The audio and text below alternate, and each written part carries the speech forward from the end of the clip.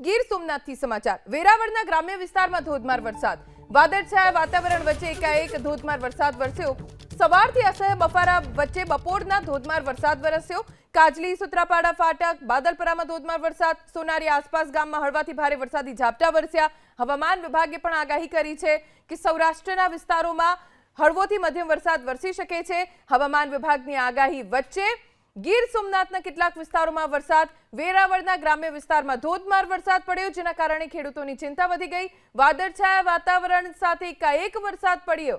સવારથી અસહ્ય બફારો અનુભવાઈ રહ્યો હતો જો કે બપોરે ધોધમાર વરસાદ પડ્યો કાજલી સુત્રાપાડા બાદલપરા સોનારિયા અને તેની આસપાસના ગામોમાં હળવાથી ભારે વરસાદી ઝાપટા વરસ્યા